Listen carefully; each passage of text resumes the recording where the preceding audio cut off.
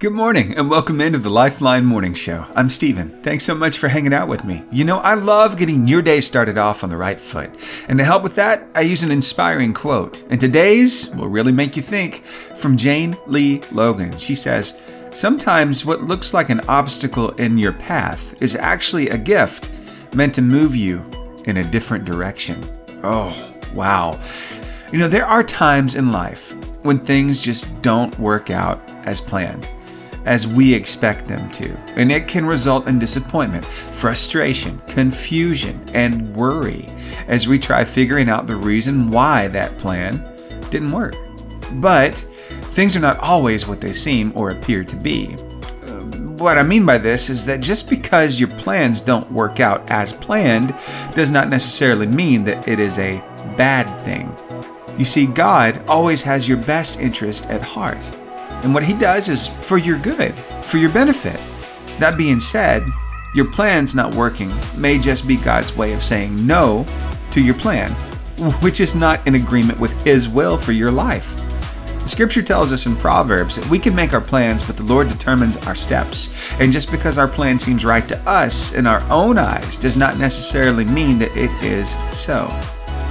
So, when things don't happen as planned, rather than trying to figure out why your plan didn't work out in the first place, the first person you need to speak to is God, because He already knows the plans that He has for you.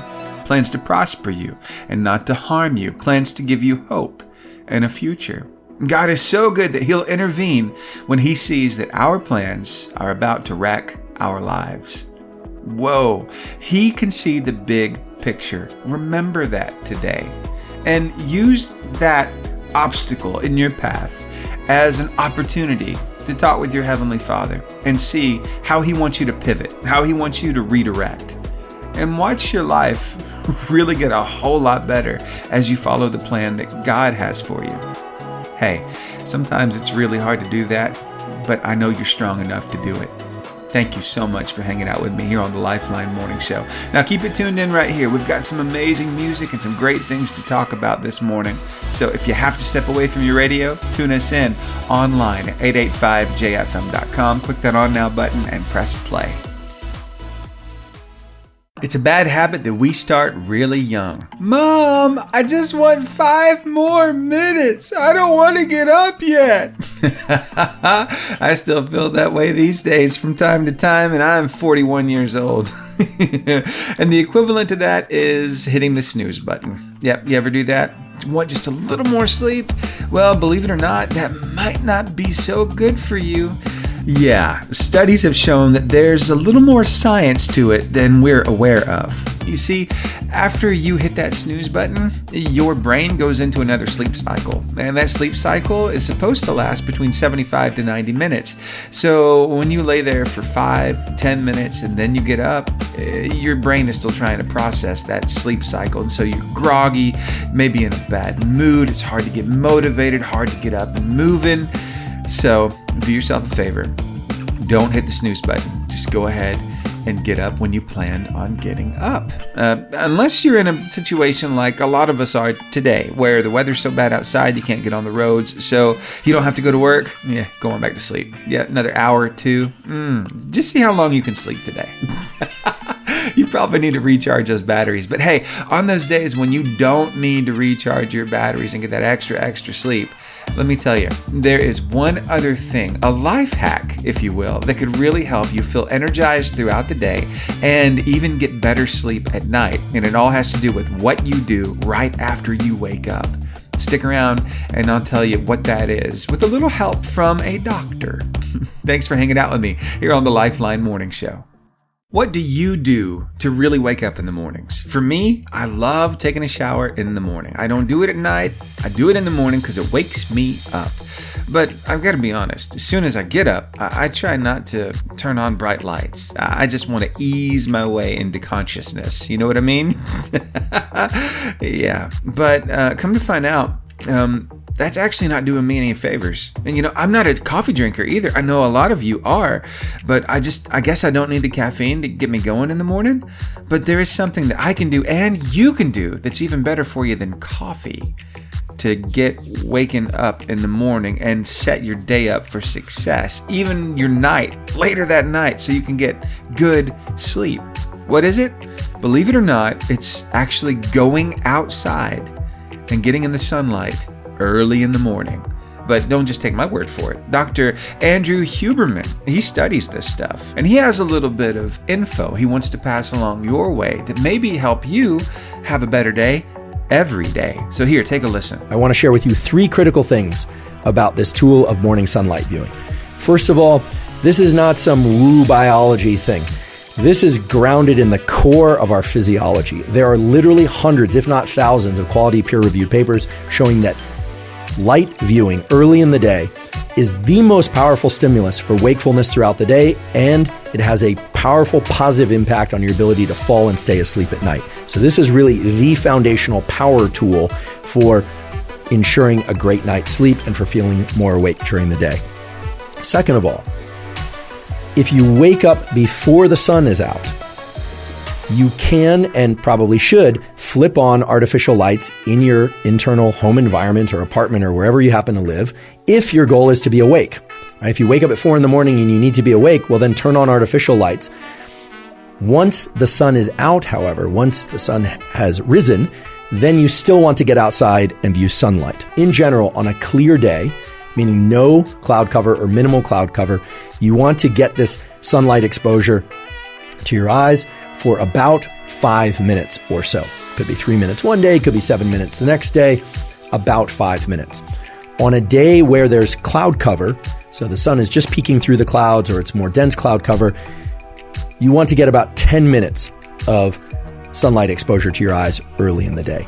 And on days that are really densely overcast or maybe even are rainy, you're going to want to get as much as 20 or 30 minutes of sunlight exposure. Another key thing is do not forget about, just don't try and get this sunlight exposure through a windshield of a car or a window, whether or not it's tinted or otherwise. It takes far too long. It's simply not going to trigger the relevant mechanisms. You would be standing there all day trying to get enough light into your eyes from the morning sunlight, and by then, the sun will have already moved from low solar angle to overhead, and it simply won't work for all sorts of mechanisms related to your circadian rhythm functions. So just don't try and do it through a windshield, sunglasses, or a window. It's just not going to work. Get outside. If the weather is really bad or for whatever reason, safety reasons, you cannot get outside, well then I suppose try and get near a window. That would be the last resort. But you really want to get outside to get this sunlight exposure. The big secret is sunlight exposure, the life hack that will help you. Hey, give it a try and let me know how it works for you. Send me an email, Steven, that's Steven, at 885jfm.com. Hey, thanks so much for hanging out with me here on the Lifeline Morning Show. A really interesting thing about this life is we don't see the big picture, but God does, and He is amazing at setting things up just right to have the biggest impact in somebody's life.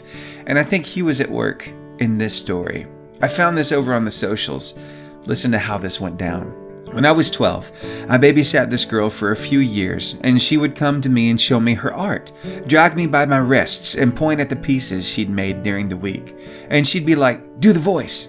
And I'd put on a sports announcer Olympic-style voice and be like, "Such form, this level of coloring, why, I haven't seen such perfection in Crayola in a long time. And what is this? Why, Jeff, now this is a true risk. It seems she's made a monochrome pink canvas. I haven't seen this attempted since winter 1932. And I gotta say, Jeff, it's absolutely splendid." And she'd fall back, giggling. At the end of every night, she'd check with me. "Did you really like it?" And I'd say yes, and talk about something I noticed and tucked her in. She was just accepted into 3 major art schools.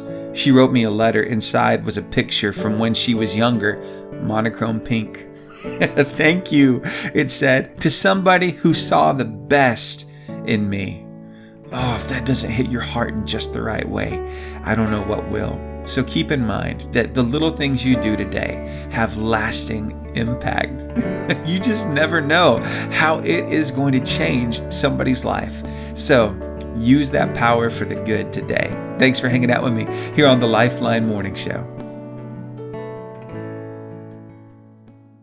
Matt Mitchell brings a certain amount of hilarity to any situation, and he's capitalized on this cold weather. Have you seen this video yet? Oh, get ready to laugh. Weatherman just said it's going to stay below freezing for 2 whole days. So, yeah, the governor has declared a state of emergency. Ooh, good Lord. Man, this is awful. Honey, come outside and feel this. You know what this reminds me of? Yep, blizzard of 93. Ice storm of 96. Snowmageddon 14. Season 8, Game of Thrones. Hey, buddy, winter is here. Half the town out here looks like a bunch of White Walkers anyways. Honey, have you seen my ice scraper? I know I had one at some point in the last 15 years. Well, I guess we'll just have to improvise. What do you think will work better on this? My Sam's Club card or my pistol permit? Hey, you think they're gonna cancel school? You think the Walmart's still open? Please tell me that the Waffle House is still open. Because if they shut down, we're doomed. If the kids come out here, tell them to put some gloves on. No, just socks. Just have them put some socks on their hands. What do you mean that's what it worked for me as a kid? Should we get bread and milk? I mean, it feels like we should get bread and milk right now. Is our Yankee transplant neighbor wearing shorts right now? What in the world? Hey, buddy, cold enough for you? Yeah, he's just trying to act tough. But I watched him die in the middle of August trying to cut the grass. Where'd you say he's from again? Wisconsin? No, they just let everybody move down here, don't they? All right, now. I can't feel my fingers anymore. If it's going to be this cold, then it might as well snow, you know? But only like an inch or two. They can't stick on the roads. I'm going to need it all gone by tomorrow morning if possible. You got to make sure your pipes stay warm, okay? Get in there and get all them faucets dripping just a little bit. Go find the little styrofoam cubes and stick them on your outdoor spigots. And if you ain't got any of those, just one of them big old Whataburger cups will work just fine. You might even have to get in there and open up the cabinets so the heat can get to those pipes. Maybe get down there and sing a little Josh Turner song to them. I don't know. That gets the wife all hot and bothered, so I figured I might work on the pipes. What do you mean, where's my big coat? I got one jacket. What more do you need? I mean, I got 5 layers underneath this. I mean, I don't even think the Walmart sells coats. Did you call your Meemaw to make sure that she was okay? Oh, wait, kids, get your butt back in that house before you die. Maybe lock the door and turn the snot's freezing to my face. I do not like this. I do not like this. This is unnatural. Okay, God did not intend for this to happen. You just got to give it a little tap. That's all. No, that's too much. Hold on. I can't feel my fingers no more. What's that called? Hypothermia? Is it frostbite? Or they just fall off, right? Leprosy. I don't think that's what this is. Hold on. I almost got it. Buddy, I bet the deer are jumping today. Hey, you just say the word. I get out there to the hunting club with you. You just say the word. Oh, man, come on. Honey, have you seen my toboggan? We should probably not have thrown all of our masks away. Okay. Nobody touch this sink. Honey, the truck door won't open. Y'all, I think we might actually have to use the fireplace today. I could have swore it was just 73 degrees yesterday. And it's going to be 70-something again before I find this toboggan. On the bright side, at least all the bugs are dead. You know? Well, except for the 37 ladybugs that snuck into the house last week. That Yankee neighbor's got flip-flops on. Okay, now he's just showing off. He can act like this don't bother him, but I'd like to see him do a 2:30 kickoff at Bryant-Denny Stadium in the middle of September. Wouldn't make it. He wouldn't make it to halftime. He's so good, you don't even need to see the video to laugh. Again, that's Matt Mitchell. If you've never checked him out, I would suggest you go and do that, like as soon as possible. And you can find him over on TikTok, where I found that video. Just type in Al Ostrich. Thanks for hanging out with me here on the Lifeline Morning Show. On a normal day, we'd be starting the Carline competition right now. But this is not a normal day. Schools are closed, the roads are icy, but still, I like to focus on things that really appeal to the younger generation around this 7 o'clock hour. I want to talk about our teachers for just a minute. Yeah, they experience a lot of things in the classroom, and I always love seeing things from their perspective. And I'm kind of privileged when it comes to this because my wife is a teacher. She teaches at Fairview Middle School, 6th and 7th grade, collaborative or special education. So I know there are quite a few things that happen in the classroom, and some funny stuff and some stuff that'll just rip your heart out, you know?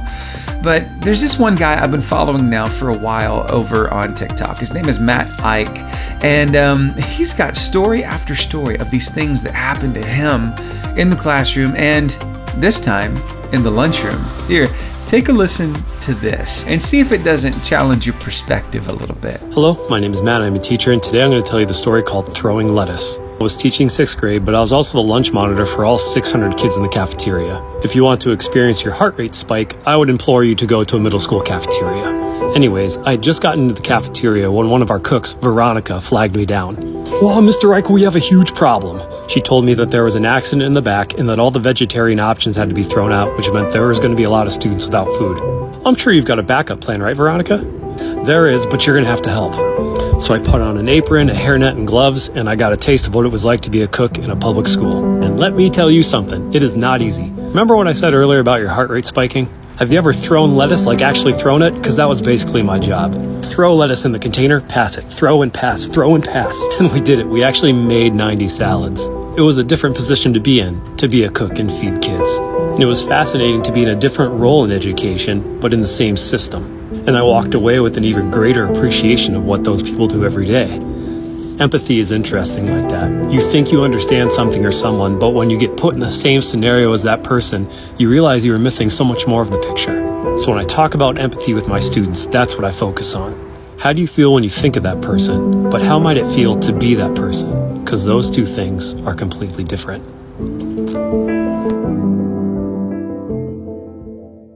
Our little ones are like little sponges. They're always soaking up everything around them. They're listening. They're learning, Mom and Dad, whether they look like it or not. Whether they look like they're paying attention or not, you best believe at the perfect time, they are going to repeat something. Some days that can be embarrassing. Other days, it can be the sweetest thing ever. You've got to hear this little conversation that happened between Sheena and her daughter, Halo, as Mom was getting daughter's hair ready for school. Now, this little girl looks to be about 4 or 5 years old. Her voice is so cute, but listen to what she tells her mom. You're perfect just the way you are. Why do you keep saying that? Because you're perfect the way you are. What if I didn't think I was perfect? I adopt you and try to make you happy again to make you think. Oh, I just need to think? Yes. Oh, Think it through. think it through? Yes. Well, I think that's good advice. Even you have a nose ring, you have earrings. That's what made me beautiful? Huh? No, you're beautiful just the way you are. No matter if you don't have lip gloss, don't matter if you have nose rings, don't matter if you have tattoos, don't matter if you have bracelet. Really? So what makes you beautiful? Your height. Where do you get that from? Nobody. Halo, where you get that from? Nothing. How do you know that? Huh? Because I'm smart. But Mommy, make sure you clean the mess up. Okay. With the water drops? Yep. Okay. Thank you for holding me accountable. You're welcome.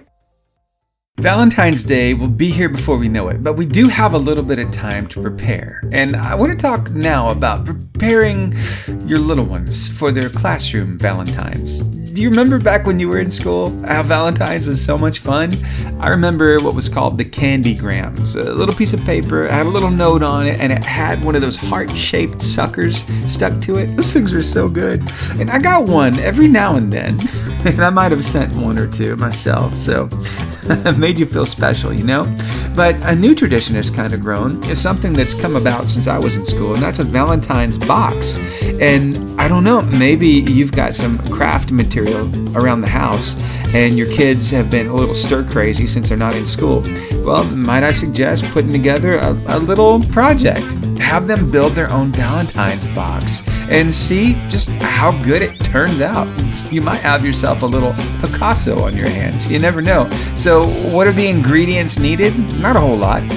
An empty box of some sort, maybe a shoebox, a construction paper, how about wrapping paper, some scissors, glue, markers. Oh, yeah, I just thought those Amazon boxes would be perfect for this too, wouldn't they? But it'll give your kids a little chance to get creative and to put together something that might be able to use at school. Now, it may be a success, but in the case that it's not a success, I wanted to turn you on to this whole idea of a pre-made box. They've got all kinds, and I found this cool resource to help you find them, just in case you want to purchase one. I've just put the link over on our 88.5 JFM's Come Together Facebook group. But let me go down the list with you of some of these different options that they have. An emoji Valentine's box. It comes complete with all kinds of cards and stickers and notepads, and it's a lot of fun. Add candy and a few personalized messages, and you're good to go. The conversation heart flavor boxes. Do you remember those? Those conversation hearts had all those little sayings on them. Yeah, now it's not just candy. It's an actual box. It's really cool. It's over at Oriental Trading, but you can find the link when you check this out on the Come Together Facebook group. How about a sports Valentine's box? They've got one here. It says, great catch. It's a Kick Me a Valentine box. It's football themed. Or a shark Valentine box. That one is definitely a showstopper. They've got those at Target. And then there are more options here. So, hey, you can give the kids a chance to have a little fun and put their creative talents to work. So they'll stop saying, Mom, I'm bored. And then if it doesn't turn out just so, then you got a backup plan. Thanks for hanging out with me here on the Lifeline Morning Show. It means a lot that you're doing life with me. I don't take it for granted, and I really do value our time together. So thank you for being here. So the preacher says that we need to live our faith out loud, right? But do you ever get nervous when you try to share Jesus with somebody? I want to remind you of something. It's not that you have to be out there preaching the gospel, standing on the break room table and proclaiming the good news. No, you don't have to do that at all. If you want to, be my guest. You might want to take a softer approach, though. And if that's the case, here's your reminder. Being used by God doesn't always mean doing big miracles or preaching to an audience. Sometimes it can be as simple as giving a smile to a stranger, helping someone in need, being kind to your enemies, admitting when you're wrong, assisting others with their troubles, and praying for those around you. So don't underestimate the small things you do. They matter too. And that's how you can still be the hands and feet of Jesus. So remember that today. You are living your faith. Sometimes it's the smallest things that make the biggest difference. And in case you could use a little encouragement in sharing your faith, we've got some resources for you right now on our website, 885jfm.com. Just click on the Dive In tab on the main menu. You'll be glad you did. Thanks for hanging out with me here on the Lifeline Morning Show. A hurricane, a tsunami, a tornado, whatever you call it, is probably the state of your house right now. In a normal week, the kids go to school. They stay there for a while, and then they come home. And there's a little bit of a pattern, a little bit of a routine that we get into. We've got to clean up as we go along. But with school out, I wonder if things have kind of piled up. Has your clutter meter just gone off the deep end? Yeah. If you could use some help decluttering and getting that house a little more neat and in order, maybe you need a little bit of a support system. Yeah, and a little more help from the family, right? A little more elbow grease. But as far as that support system goes, I found one for you. It's called the Daily Decluttering Challenge Facebook group. We're talking about 125,000 members who are there to help spur you along in your goals of achieving a cleaner house. So Kristen Berg had this to say about it. By building a network of people who can support and encourage you along the way, you can make progress towards your goals faster and more effectively. Remember, no one achieves success alone, and having a strong support system can make the difference in a goal set versus a goal achieved. So who knows, this Facebook group might be exactly what you need to help give you that extra oomph to keep going, right? But they do have some tips, some tricks, and they share it all along the group. I'll get into 2 or 3 of them for you here. Number 1, start small. Set a timer for 15 to 20 minutes and see what you can accomplish during that time. Number 2, focus on a single area at a time. A lot of the group members recommend focusing on a flat surface area, like your bedside table or an area near where you sit. Keeping a space decluttered that you always see can inspire you to take the next step. Plus, I don't know if I got ADD or what, but lots of times when I start cleaning, I see something else that needs cleaned, and by the time I'm done, I've cleaned up 3 or 4 different spots, but you can't tell it. It's improved a little bit, but seeing that result is really what's going to help you here.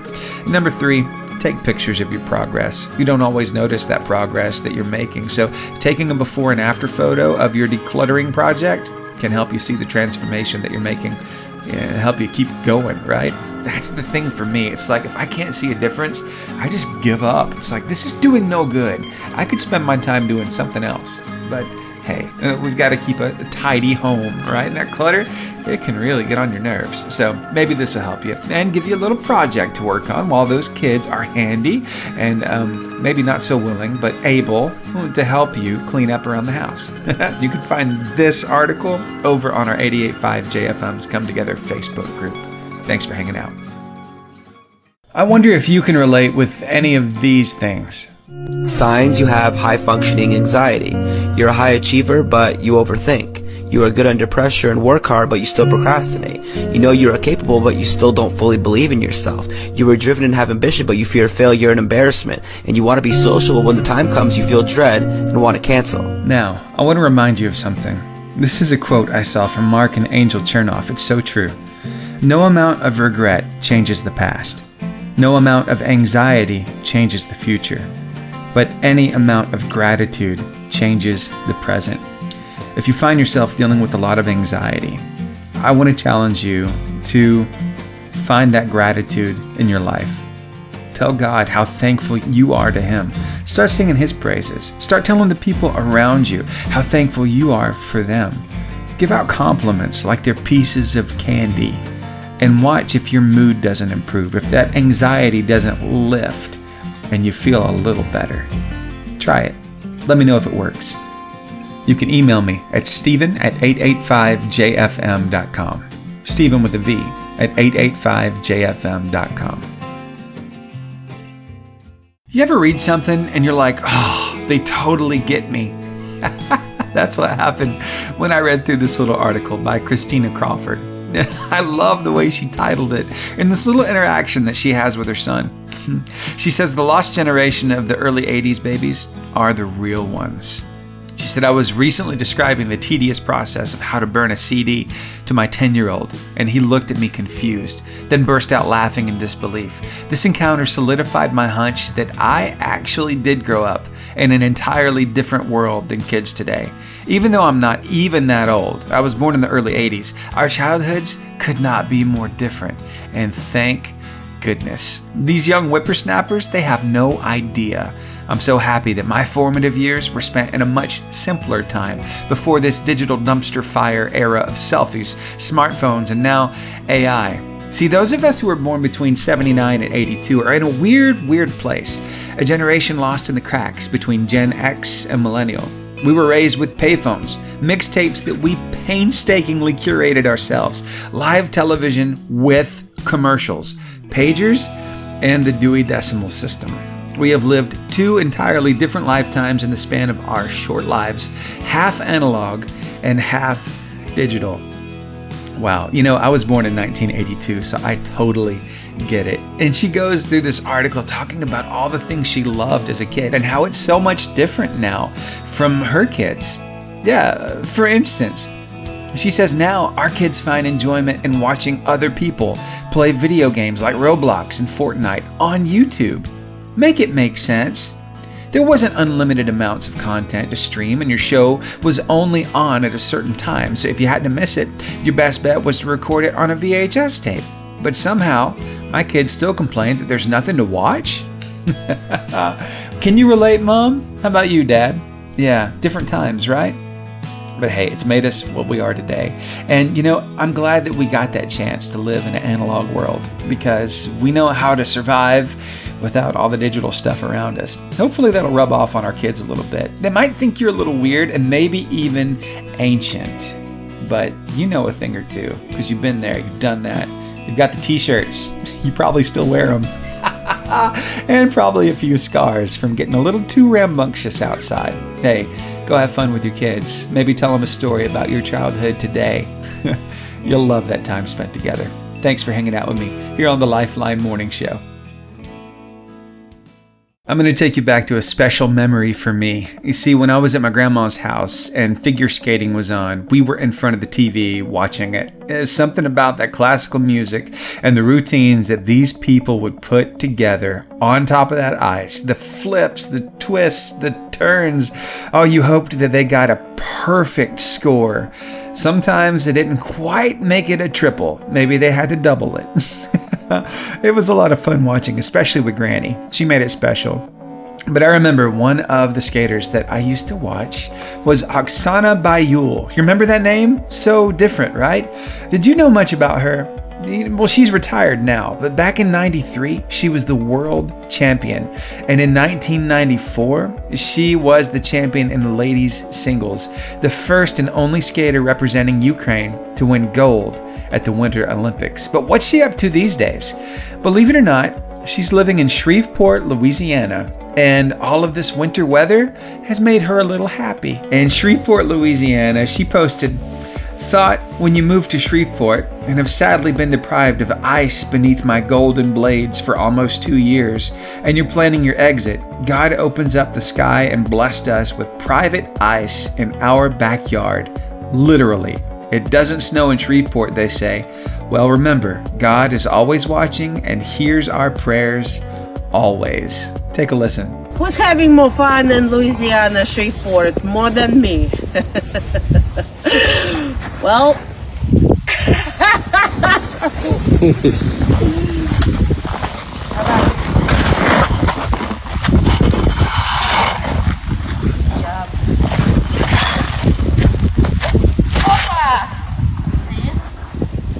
Those golden skates have hit the ice once again.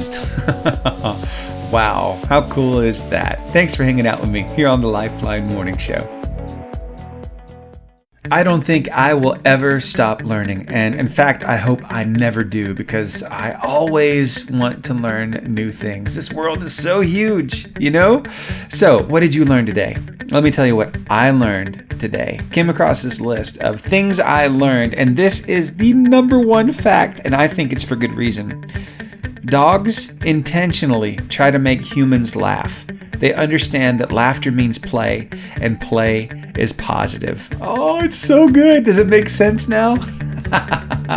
Hey, you know what? A study was done on this in 2014, and it doesn't say that dogs quite try to make us laugh, but they do respond to our positivity a lot better than our negativity. So it makes sense that when we're in a good mood, they want to prolong that good mood. And it also makes sense that when we're in a bad mood, they try to cheer us up. Yeah. When's the last time that you were down in the dumps and your pet came and wanted extra cuddles? It's like they could feel that you weren't in a good headspace and they wanted to help you.